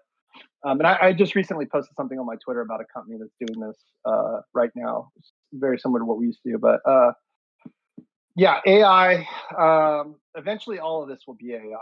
I hate to say it, but probably 15 to 20 years from now, all of banking and trading will probably be managed by some sort of artificial intelligence. So, what does this mean as far as integration? We could do a lot of regressive models. We can look at a lot of large data sets, but as far as it actually trading for us, probably not. As far as it helping us uncover signal or alpha that we wouldn't yet know about, absolutely. And that's a big part of how you develop these strategies. And I would love to talk more about strategies if we have time. Maybe I can get into it later, but I think that answers the question. Awesome. Next up, what are yeah, dude, first off, the AI thing that's just going to be insane moving forward. So take the time to seize the day at the moment while us like small humans can still get the upper hand in the market. Next question, what other projects are getting whitelist spots? I don't know if there's any that you guys want to announce, want to hold back. I know there's some other names, some big names lined up. Go for it, Josh. So again, we're taking a really organic approach with the project. Sure, we're working strategically with influencers, but at the moment, we have Wilder World that we're planning to do an AMA with. We're friends of Frank. They're close as well with us. As well, we'll be doing an AMA with Sappy Sills on Friday. There's a number of different AMAs that we have lined up going into Mint. But again, we're growing this out organically. We're getting the story out. As you guys can see, there's a lot of education to this. There's a lot of moving parts, and we feel that it's best to communicate those, right? So you guys can truly understand what we're trying to build here and decide on whether or not you want to be a part of it. We'd love to have you. We're very excited about this journey, and it truly is a marathon, not a sprint. Perfect, man. Yeah, definitely some more AMAs lined up in the next week and a half. So next question around factions. Just to cut to the chase, how do we apply, or how do Monk holders get their own faction? So Absolutely. you don't. Go ahead, brother. Josh, why don't you take this one? Go for it. I was just gonna say, I mean, you don't choose the faction; the faction chooses you. So we'll start out of the 3,333 monks. 1,500 will be assigned to a faction, 500 in each. So yeah, that I hope that answers that. You will be able to change your factions though after Mint. So, we are auto assigning them, but yeah, you will be able to apply to basically join a faction. And you will be able to create your own factions too. That's kind of a big push here. If you have a faction that you want to create, then absolutely, I would suggest it. You do have to mint the faction though, because the faction itself, believe it or not, is an NFT. And the holder of that NFT is who we call the faction leader. Beautiful. So more announcements on factions after Mint, but on Mint, it'll be randomly generated, and you'll have the ability to change it later. Next up, are there any vets on the team? Veterans, no. I did. I mean, Pat Larson, who is a 6-time veteran of foreign wars. He's a PJ plus a what is he? Rescue AH-60 pilot, right? So he used to fly Blackhawks. He used to rescue people. He's going to be talking about Zen Ledger, which is a crypto tax company that I helped fund initially, one of our sister companies when I started. But a huge part of what he does is basically focus on veterans. And if you're into that, I would love to put Pat in front of anybody. The guy is absolutely phenomenal. He's a beast. If you get a chance, check out zenledger.com. Perfect, man. So no vets on the team, but Patrick's got all the vet connections you can ask for, I'm sure, that are in the crypto space. Next question, will only MetaMask wallets be able to mint, or will other wallets, Wallet Connect, etc., be able to mint as well? Maybe for anybody that for some reason, or if you're using a ledger, Patrick, this is more of a contract solidity question. Will all wallets be able to mint on Ethereum? Yeah, you should be able to. I'll probably post a link of all the wallets, but basically I use the same infrastructure that Uniswap uses for their wallet. So if you can get in Uniswap, it's more than likely that you can use our minting contract as well. Beautiful, beautiful. We'll have more announcements on that come mint time. Kurt says, I'm curious, based on your knowledge, how to monitor movement of important people, such as whales on the blockchain. How are you? I love this question. Yeah, I know you would. Okay. How are you using that advantage to promote and network this project, if you are at all? It's not necessarily just movers either, right? There's a lot of stuff that you can actually uncover just from watching the market itself. But I'll give you a great example, okay? How do you identify people that are really good at what they do? First of all, you got to look at who's actually transacting. So I'll give you an example of how I would start. I think I've kind of mentioned this, but I'll go into a little bit more detail. You would basically take a minting contract from any NFT project and then start from the very beginning transactions, right? Look at the very first transactions. Those are going to tell you the people that are always early, right? And I guarantee you, if you go to multiple NFT projects, you'll start to notice wallets that appear many times, right? And so what you want to do is you want to start clustering those wallets together and saying, okay, cool, these are my early NFT wallets, right? The next thing you want to do is you want to find price. You want to see how much they bought in for compared to how much they sold out for, right? And you're going to get a delta of value. That delta is going to tell you how profitable they are, okay? After that, the next thing is to measure the profitability of those wallets over the volatility of the asset that they're trading and see how good they are getting rid of them at peak times, right? At ideal times.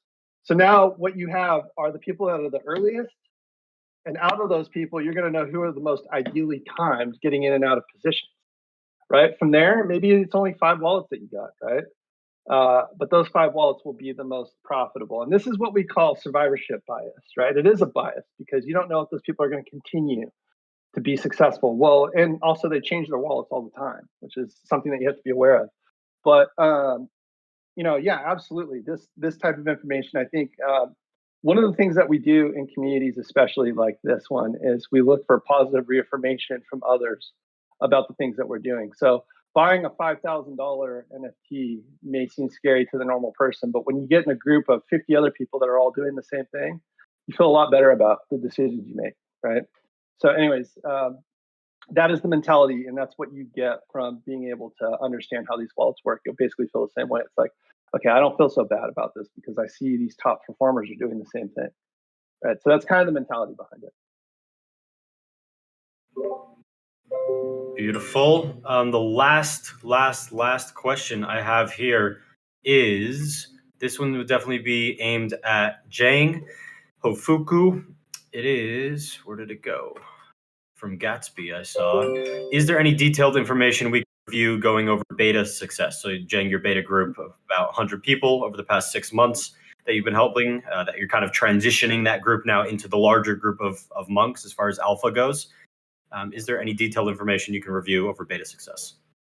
I don't have like a ton in front of me. I do post a decent amount of this stuff on Twitter every once in a while, but just to give you guys an idea, like we had I think almost 10 people mint Neo Tokyo Season 1, buying in Season 2, just for recent ones like Angry Apes. We all minted those, made a ton on those. Bears Deluxe, we were buying at 0.05. Nifty League Degens, we were minting those out at 0.1. I think they're at 1 ETH right now, just off the top of my head. Yeah, but there's I'll be posting quite a bit more because I'm starting to get everyone to post the results that they got. Start be posting more on my personal Twitter and the Monkz stuff as we start to transition. And then as we get to mint, like once we actually mint and we can verify you own a Monkz, that's when the full transition will kind of happen to there.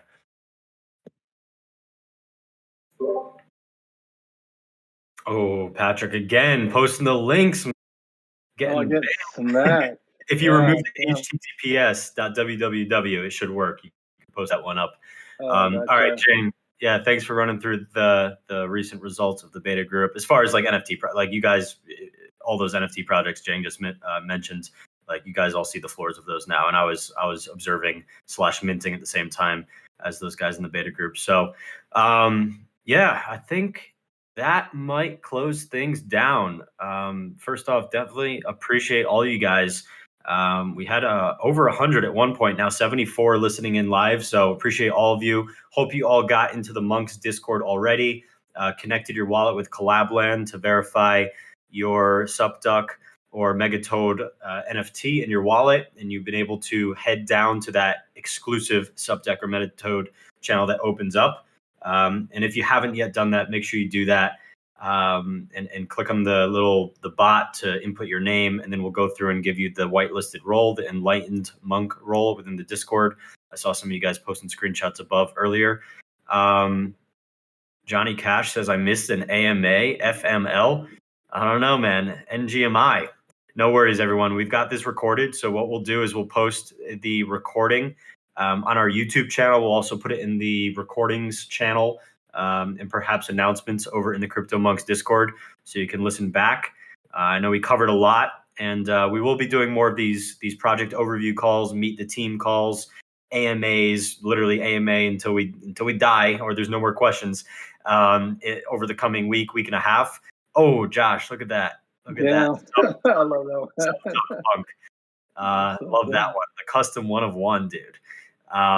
So yeah, guys, at that point, I think that's all I've got.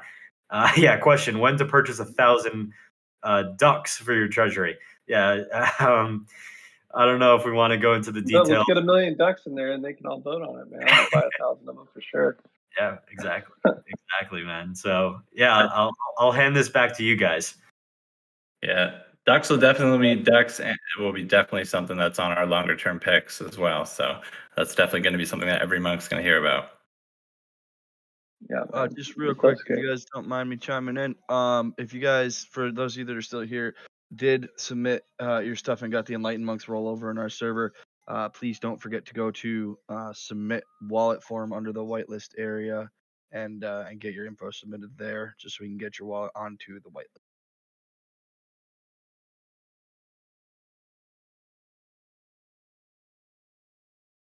That's all I got. That's all it is. Email confirmation? I don't know. I don't know if it sends out an email confirmation. To be honest, I haven't checked myself. It won't send out an email confirmation. The reason we're asking for email is since this is a longer term play, eventually it'll get to the point that you may have to get updated by things by email if they're extremely short notice things. So. Yep, as long as you've got that yellow role, the Enlightened Discord, and you head over to the submit wallet channel and enter your ETH address there. And then, Chinter, I see the verify wallet. Is that a live document, or is this last updated? Obviously, I can read. So yeah, we'll be updating that periodically. Hey, we've got some people that have their hands raised too in the AMA. If we want to ask them real quick, we can actually invite people to come up and speak. I think that would be great. Let's do that. Let's bring up. You want to just bring up everyone with anyone that wants to come up and chat with the team. Raise your hand and we can pull you right. Sticking around for this. Yeah, I'd love to chat to you guys. So I'm just gonna start plopping people in. Go for it. All right, Estidu07. Can you hear us? Can you talk? You there? Oh, lost him. Oh, there he is. Oh. Hey, what's up? Yeah, what's going on? I'm just at work. No worries. So are we. Yeah, they changed my shift. Yeah, I'm working afternoons, but yeah, I managed to squeeze in and listen to this. It sounds pretty awesome. I'm happy to be a part of this thing. I'm really grateful. You guys are awesome. Appreciate it. Thank you, brother. Thank you, man. Thank you.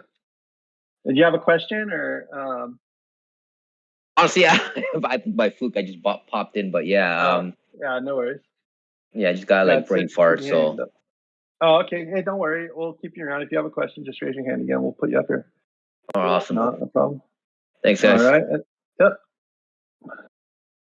And then we had one from Dre. Yeah, I invited him to speak. I think he would have to click on manually accept now. If there's a green bar at the top of your screen for anyone that raised their hand, click on. There we go. There he is. Can you guys hear me?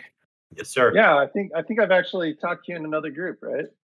I was gonna ask you, PJ.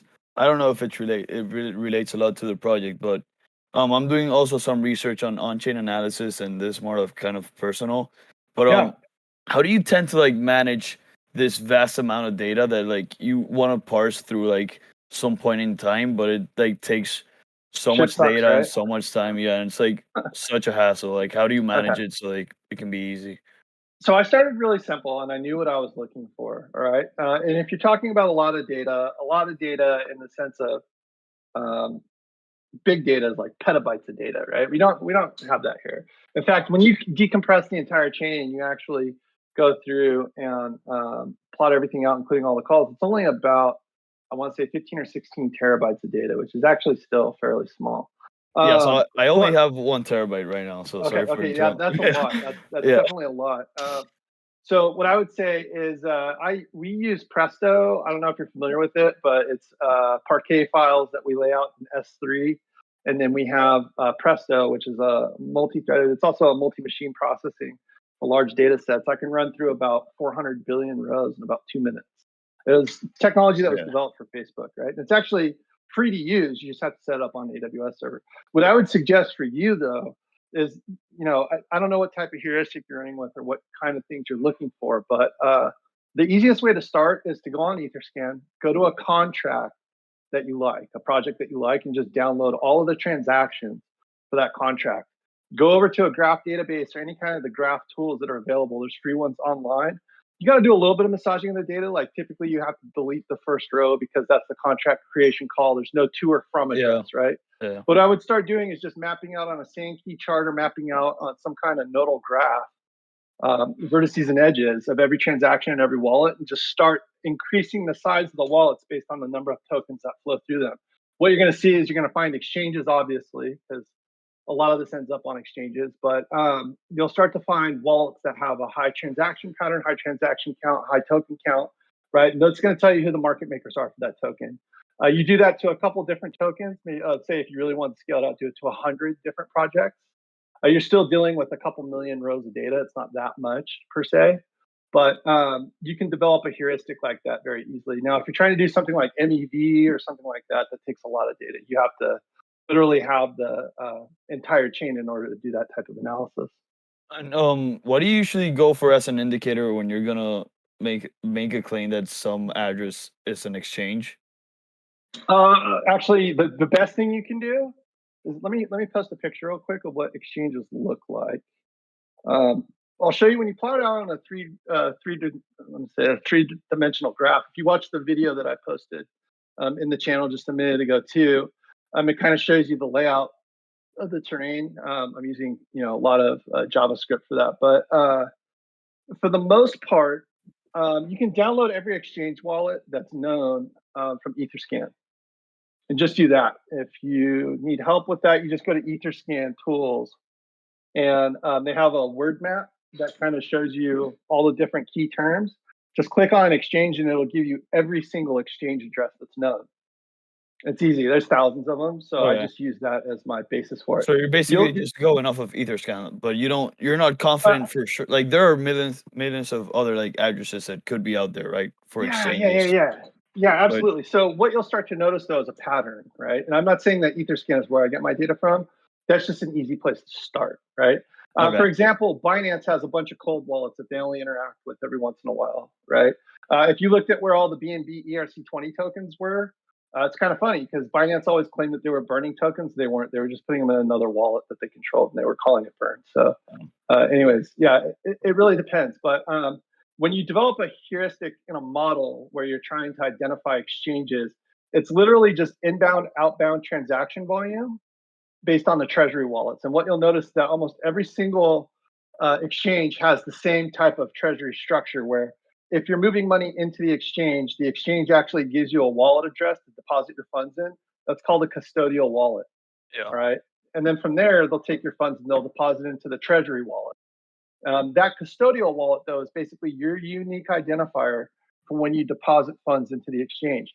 And Coinbase was the only exchange. There's a couple other ones, but Coinbase, for the most part, used to use what was called a mesh structure for their wallet addresses. And then once Ethereum started getting more expensive, they reduced it back down to a traditional exchange type of transaction now, where you can actually see the exchange wallet addresses. But you'll notice a big. It's almost like they would call the watering hole if you're listening to astrophysicists talk about radio waves coming out of the universe, but it's kind of the same thing there. You'll just see this big like watering hole of transactions that really go nowhere, and that's Coinbase. That's the early Coinbase wallets. And thank you. That's a lot of information, but good to know, bro. No Thank worries, you so man. much. And again, I I love needed talking the help. about. I could talk about this stuff for hours, man, for hours, right? And I can drop a lot of knowledge about the wallet structures and how you use that to actually develop a signal. But for the most part, yeah, you really got to know what you're looking for if you're going to mess with that kind of data and that amount of data. Yeah. Well, thank you, man. Honestly. Yeah, no worries. Appreciate it. Appreciate the questions, of course. Awesome. Thanks, Dre. We have Matuke came up here. Matuke, you there? So I'm pronouncing that right? Yeah, I'm Go for it. here. Look, mate, I'm just wanted to say I appreciate you guys, giving up some time to give us this information. I'm pretty new to the NFT space, and what you're saying, a lot of it's going over my head, but I really appreciate you guys giving us this time, because it's good, and I really am looking forward to the direction you're heading in. By the sound of things, it sounds really cool. Oh yeah, Awesome. we're super excited and definitely appreciate the support. Do you have any questions? I'm all. Oh, look, mate, I don't know much about it all, so I just had my hand up accidentally, and you guys accepted me, so I thought I'd better say something. But yeah, mate, I'm all in. I'm on board, and I'll support you guys. So thanks, fellas. Really appreciate it. Awesome. That Great. was a smooth recovery from I don't know. I didn't expect to get this far. Yeah, that's pretty much. I got thrown into the deep end there and had to sink or swim. You swam, my friend. You swam, Yeah, just you like swam, a dude. duck should. Full lap. Just like a duck should. Thanks, fellas. Legends. Thank you. Thank you. See you soon. Entity just popped up. What's going on, my friend? Hey guys, first off, thanks for your time. Appreciate the generosity with the whitelist. I'm really excited to be a part of this project. A lot of interesting stuff and great information. Just a quick question on my end. Are you guys also looking at other chains like Solana or anything else? Or is it primarily just Ethereum-based NFTs? As of right now, it's just primarily Ethereum-based NFTs. That's changing though, and one of the people that I used to work with actually just recently put out a graph of Solana NFT market makers. His name's Jeff Goldberg. He's dope, man. I can give you the leading, people that are providing the information for chains like Solana. But yeah, it's easy because I have so much experience working on Ethereum right now. But Right. yeah, we definitely, how do I say this? Blockchains are ledgers, they're not databases. So almost all the data is structured exactly the same, even with privacy chains, believe it or not. It's what we call an ontology. It's a subject, a predicate, and an object. And with those three things, you can basically describe anything in the universe. So that's what blockchains are. And it depends. Again, this is one of those things where we kind of lean on the community for advice, but that and the participation of the people in the community would drive us in that direction. But if there's a need, I can definitely make that happen.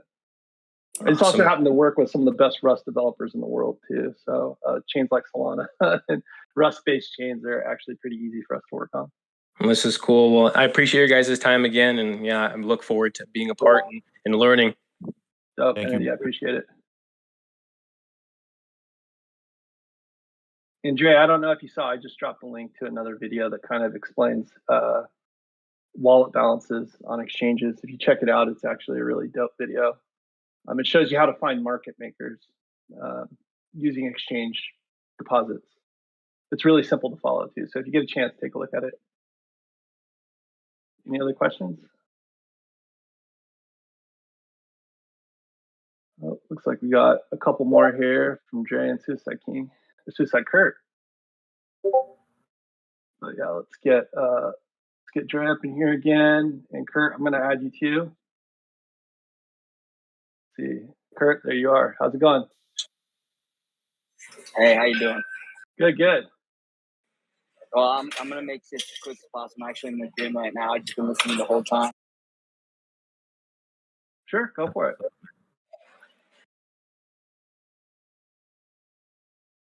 You there? Yeah, 1 second. Oh, no worries. Take your time.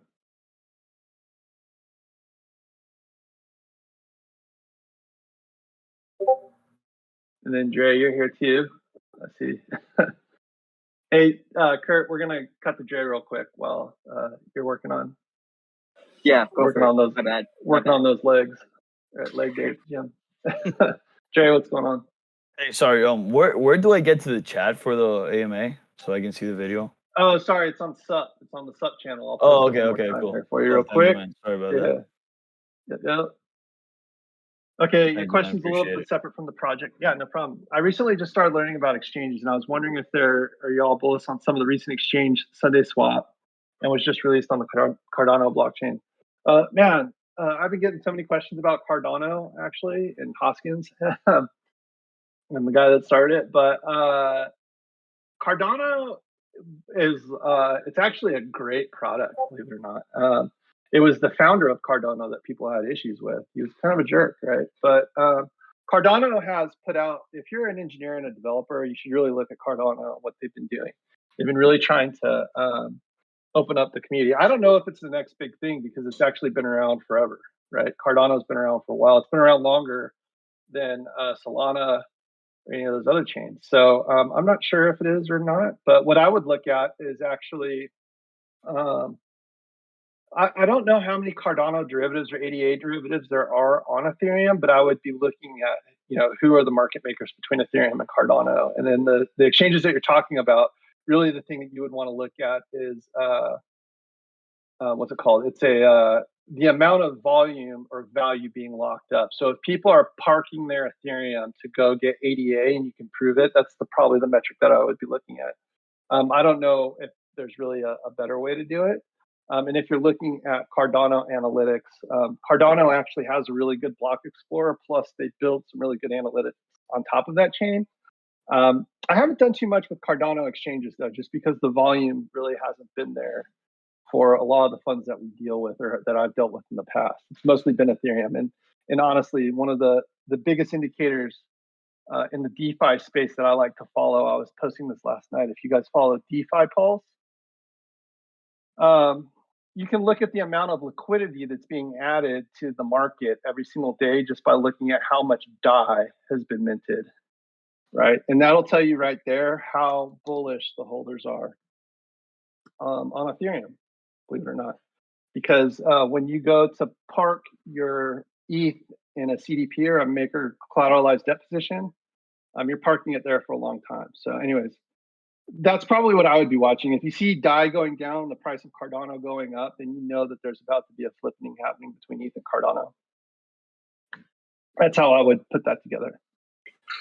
So DAI and Cardano are like closely related, is what you're saying, just due to their analytics? No. They're not actually. They don't actually are closely related. But those are the things that I would be looking at to see if there is a divergence, right? If the number of DAI goes down or the amount of DAI goes down and the amount of holders of Cardano goes up, then I would assume that people are leaving ETH for other chains, Cardano probably being one of the top 3 or 4, right? Yeah, that's right. And then this new swap, so it's the first DEX that's released on Cardano. That's why I'm sort of bullish on that DEX, right?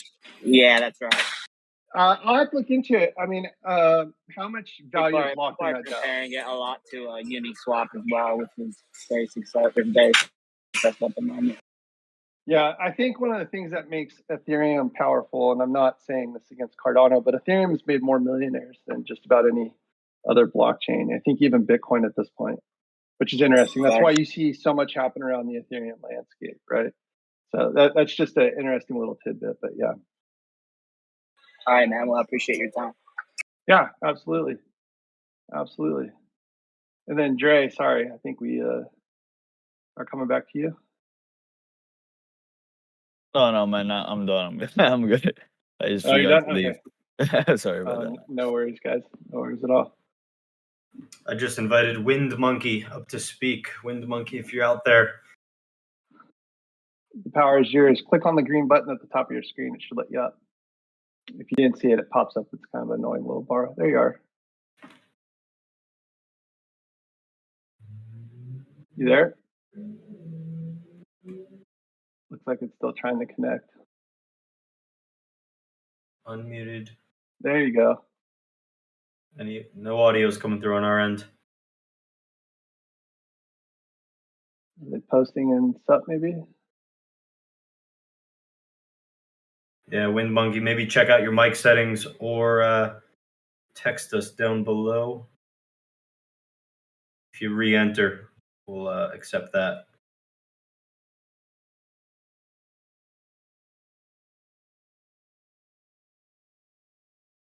There. Oh yeah. Bummer.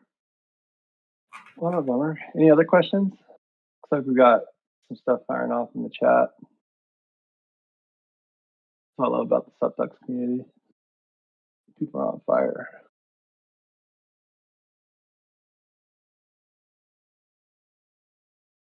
All right.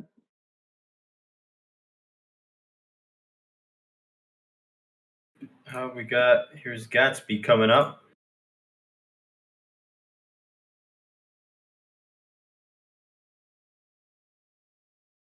Gatsby, there you are. Can you hear us? He must have fell in a pool.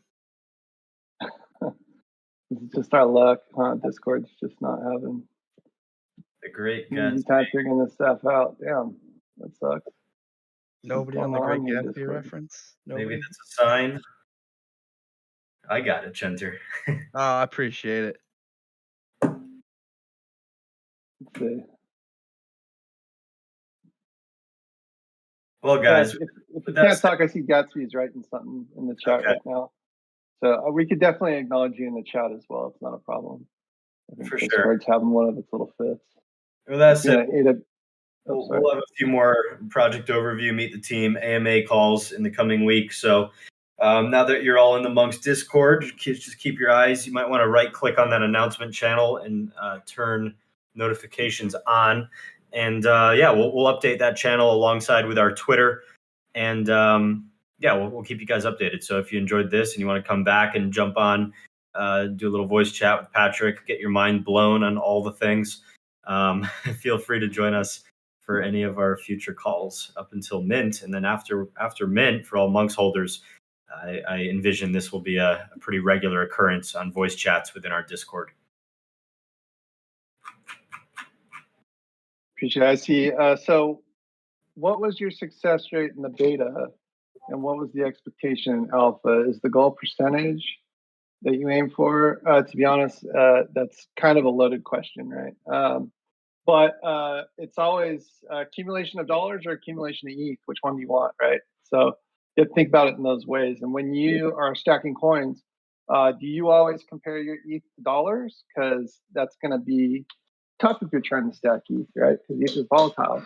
But maybe Jane could talk a little bit about the beta test that he did. But for the most part, yeah, it's, what are you trying to do? Are you trying to accumulate ETH? Trying to accumulate dollars? What's your strategy? And I guess, the other idea about having this type of community is really letting the community kind of draft the narrative for us, right?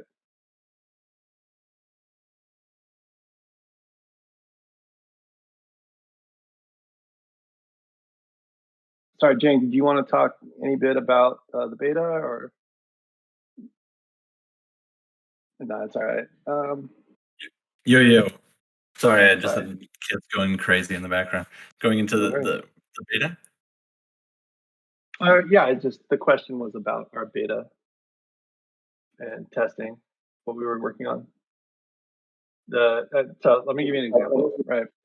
So these guys came to me the other day with World. I don't know if any of you guys got World token when it was dropped, but World was for World NFTs, right? If you guys were paying attention to Uniswap, the World volume was extremely high the last week, right? The whole last week.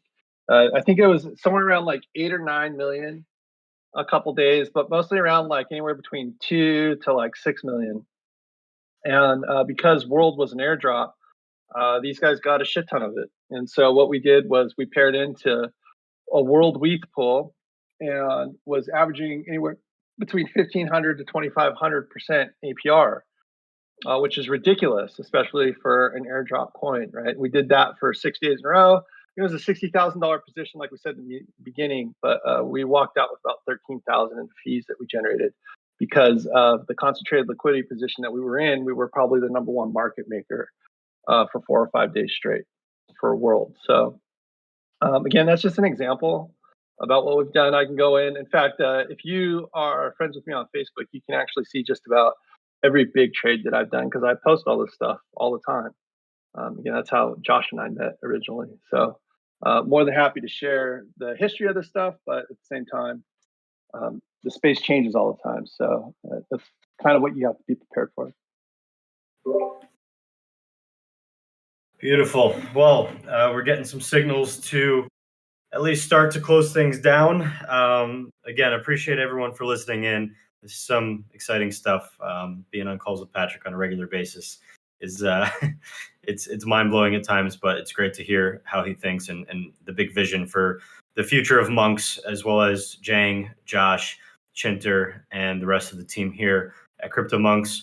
With that all said, appreciate everybody for showing up, listening in, participating, engaging. Congratulations, everybody, for getting yourself whitelisted, aka enlightened monk role within the Monkz Discord.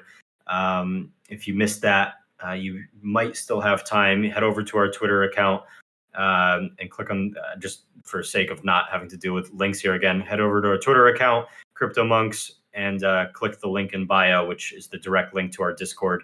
You can get yourself in, connect with Collabland as long as you hold a SupDuck or Megatoad. You're good to go, and make sure you fill out that form, and there's further instructions in there for you. With that said, I'd like to pass this over to Josh. Josh, you still there, bro?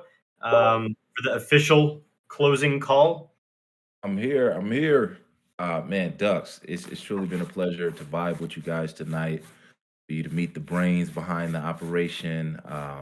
Again, Pat can talk about this stuff all day. I mean, again, he's not only generous with his wealth of knowledge, but he's sincere, right? He wants everybody to win. Same with Jang, same with myself. We want you guys all to win. So appreciate your time tonight.